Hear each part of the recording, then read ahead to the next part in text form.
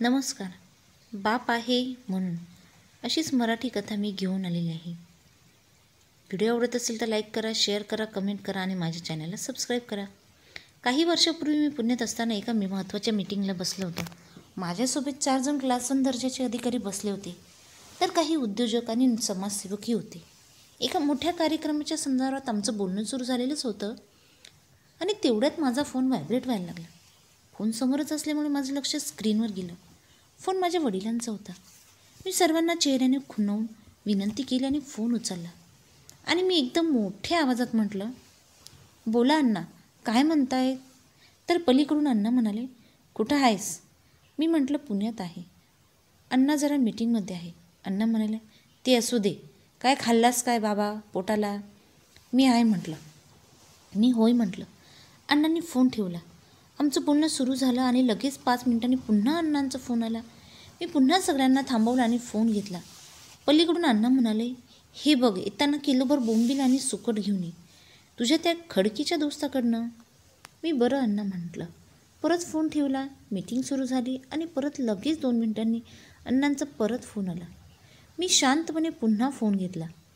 पलीकडून अण्णा म्हणाले, अरे टी व्हीचा रिचार्ज संपला आहे, तेवढं बॅलन्स मार त्यावर लगेच. मी होय अण्णा म्हणून फोन ठेवला आणि ताबडतोब बॅलन्स टाकला. तर लगेच परत फोन आला. अण्णा परत म्हणाले, आलाय बॅलन्स चालू झाला आहे. मी बरं अण्णा म्हणून फोन ठेवला. सगळ्यांना सॉरी म्हणून मी बोलायला सुरुवात होणार तेवढ्यात परत फोन आला. मी परत फोन घेतला आणि अण्णांनी विचारलं, अरे ती भारताची मॅच केव्हा आहे? साऊथ आफ्रिकासोबत आहे नव्हतं ना आता? त्यावेळी वर्ल्ड कप सुरू होता. अण्णाला क्रिकेटचा जरा नाद आहे. मी बाजूच्या एकाला विचारलं, सर कधी आहे हो साऊथ आफ्रिकेसोबत आपली मॅच?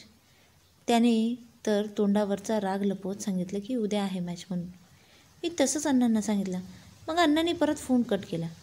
4-5 वेळा एका दमात फोन झाल्याशिवाय अण्णा शांत बसत नाही, ही सवय मला माहीत होती. आता 2 तास तरी त्यांच्या फोन येणार नाही याची खात्री मला झाली आणि मी पुन्हा सर्वांना बोलावलो. तर सर आता करा सुरू. माझ्या त्या फोनच्या वातावरण जरा बदलले होते आणि जाणीव मला झाली होती. पण मी काय लई लोड घेतला नाही. मीटिंग संपल्यावर नाश्ता आला. नाश्ता करताना सगळेजण त्यांच्या फोनवर आलेला मिस कॉल पाहत होते आणि मला ते समजावे म्हणून एकमेकांना कॉल आलेले दाखवत होते. माझाही फोनवर 7 ते 8 अनोळखी नंबरवरून आलेले मिस कॉल दिसत होते.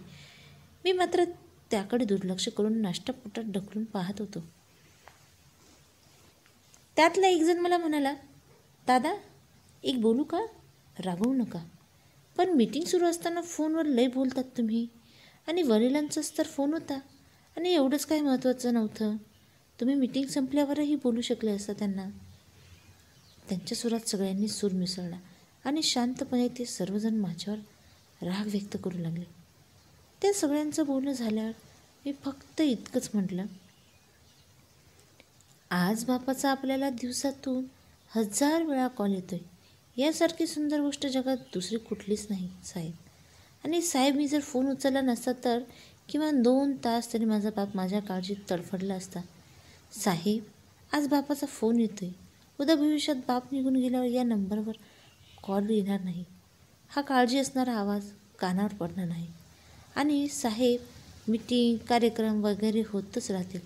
माझं बोलणं सुरू होतंच. तेवढ्यात अण्णाचा परत फोन आला.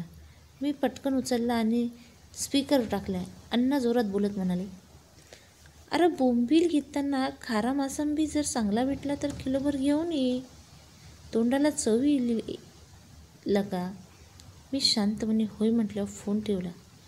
त्यावेळी अचानक समोरच्या खुर्चीत बसलेले परांजपे सर एकदम लहान मुलासारखे रडू लागले. सगळेजण शांत झाले. डोळे पुसत ते म्हणाले, चंदन शिवे, खरं आहे तुमचं. मी आयुष्यात काय गमावून बसलो याची आज तुम्ही मला जाणीव करून दिली. पण आता वेळ निघून गेली आहे. आता नाही येत फोन माझ्या वडिलांचा, कारण वडीलच गेले हो निघून. पार दूर निघून गेले, रेंजच्या बाहेर गेले. सगळ्यांचे डोळे पाणावले आणि गंमत म्हणजे ज्यांचे वडील रेंजमध्ये आहेत त्यांनी आपापल्या वडिलांना फोन करायला सुरुवात केली. का कुणास ठाऊक, पण सर्वजण अगदी लहान मुलासारखे बापाशी बोलू लागले.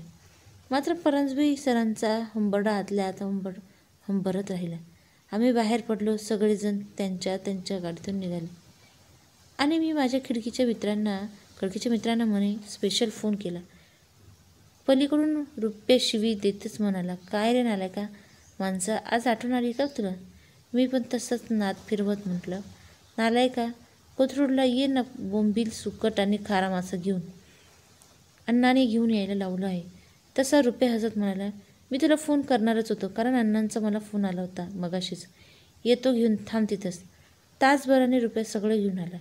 मी मात्र त्या बोंबलाच्या दरवळणाऱ्या वासात अण्णांचा हसा चेहरा शोधू लागलो. मित्र हो, बापाचा फोन येतोय ना तर दुनिया गेली उडत. बापाचा फोन उचलायचा आधी. तुमची मीटिंग, तुमचं ऑफिस कुठे पळून जाणार नाही. दुनिया जिथं आहे तिथेच असणार आहे. पण केव्हा ना केव्हा तरी बाप जाणार याची रेंजच्या बाहेर. तिथून बाप फोन करू शकणार नाही.